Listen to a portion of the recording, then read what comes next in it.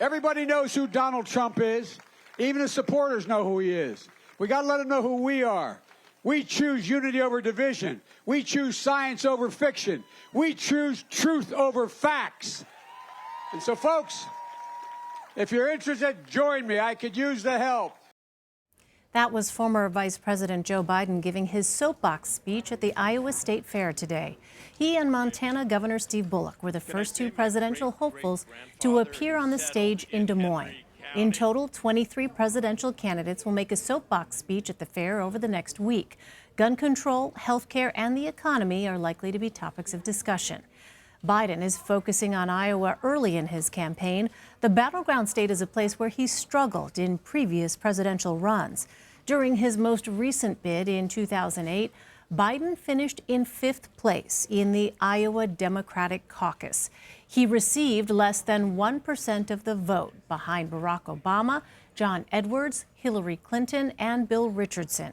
Our Caitlin Huey-Burns asked Biden what makes this time different. You campaigned in Iowa several times before without some success. What makes this time different?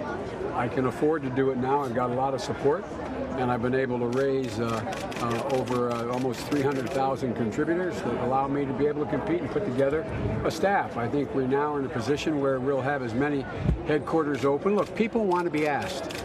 People want to be asked. You got to have an organization. And I think you're going to see we put together a full-blown organization. And, you know, it's way early on. I know the polls have me ahead by 10 or 12 points to the next person, but it's early. It's real early. I plan on being here to earn the vote of Iowans. Let's bring back CBSN political reporter Caitlin Huey-Burns at the Iowa State Fair. All right, so Caitlin, what is making Joe Biden so confident that he can win Iowa?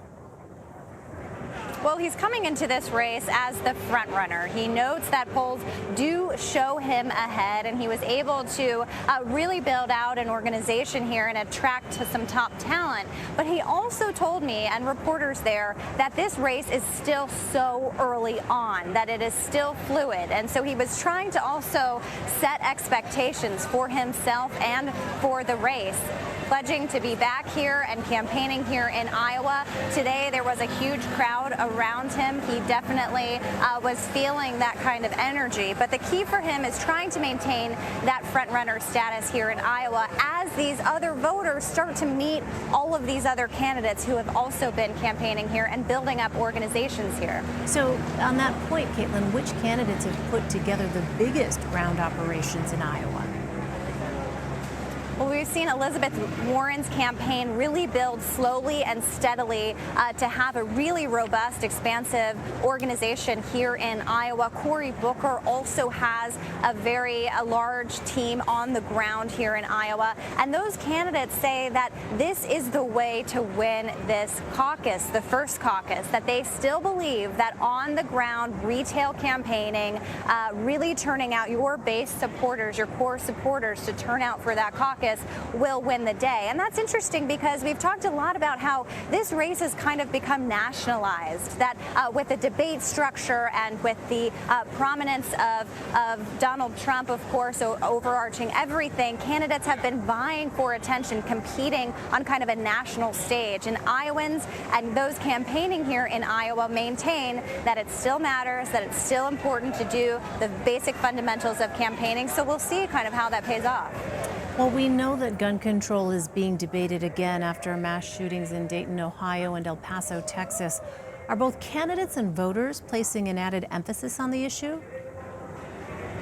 Candidates are certainly talking about it because of those shootings, and they're trying to apply pressure on Congress and the president to take up action. So we have heard that coming from the candidates. Coming from the voters, it's been interesting. Several that I talked to today did mention that as a concern and mentioned it higher up in their concerns because of the shooting. So we'll wait to see kind of whether that actually stays the course. But by and large, the topics, the concerns that we hear from voters that they volunteer to us are health care and the economy.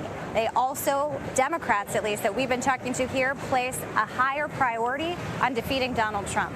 Interesting. Well, Caitlin, yesterday we learned China would stop buying agricultural products from the U.S. Joe Biden was asked to give his message to Iowa farmers. Let's listen to that. I think it's going to cause them a lot more than a little financial pain. I think it's going to cause a lot of them to go bankrupt. I think it's going to cause an awful lot of ancillary industries like the industries that make the tractors and make all the farm equipment. They're going to be in real trouble. We're focusing on the wrong thing with China. I plan on, and I've argued that we should be very tough with China. China is stealing our intellectual property. China is stealing industries from us. And unless we, in fact, are able to unite the world in taking on China, they're going to set the rules of the road. So do Iowans want a candidate who is tough on China, as Joe Biden says he'll be?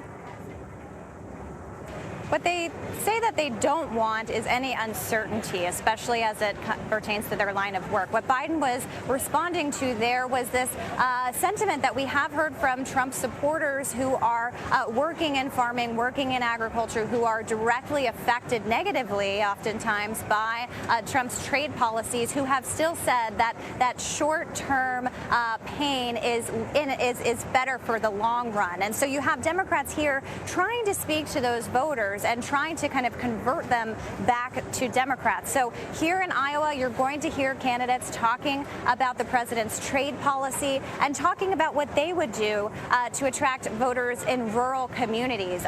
Some have plans to propose agriculture subsidies. Others have plans to expand broadband internet across rural areas. Elizabeth Warren and others have talked about breaking up big agriculture monopolies and also keeping the focus on health care and access in rural areas as well. So especially here in Iowa, as these Democrats are trying to localize their own races here, expect that to be a topic of conversation. The question is, what exactly would they do differently from what the president is doing now? Right. Well, Biden was also asked about the ICE immigration raids at meat processing plants in Mississippi. Let's listen to that. What we should be focused on, number one, is we should be focused on having a comprehensive immigration plan that provides a pathway to citizenship for people who are here that are undocumented. We should be, in fact, legalizing dreamers right now. And there's over 4 million, counting their families, over 10 million people. We should be uniting families, not separating families. So, of course, Caitlin, Iowa is not a border state. So how much of an issue is this for Iowa voters? You know, it was interesting. We talked to a lot of voters earlier today, and those who were supporting Donald Trump brought up immigration. They said that when I asked what they were supporting in this election, they said we don't want open borders and that they would be supportive of the president. But Democrats we talked to, a lot of them didn't bring up immigration as an issue. We see the candidates talking about immigration and the crisis at the border and the president's rhetoric on it as a way to contrast and kind of criticize the president. But as it relates to how concerned Democratic voters are, they don't usually rank it at the top of their concern. And instead, it's usually health care and the economy. Climate change is also very big. And now, of course, guns. All right. Well, finally, Caitlin, give our viewers a sense of how important the Iowa State Fair is and what you'll be looking for this weekend. Right. Well, it is kind of the most wonderful time of the year in the campaign season, at least. And candidates here are trying to introduce themselves to a lot of voters. Remember, we're here in August. A lot of people are coming back from vacation just here to enjoy the fair. So many voters we talked to said that they weren't really paying close attention to the race. I can say that our team on the ground here, has embarked on a culinary tour of Iowa. And here we have some nice funnel cake, decked out from our beloved Mama Jane, who has been supporting us in this endeavor. We also have for you some fried Cajun chicken on a stick. Wow. So on a stick. These are the kinds of things that voters are looking at and experiencing with little candidates and campaigning on the side. Oh, well, as a Midwesterner, I have a great deal of appreciation for the culinary tour there. Caitlin Huey-Burns, thank you so much for that. We'll continue it for you, Elaine. We will do the hard work. Thank you so much.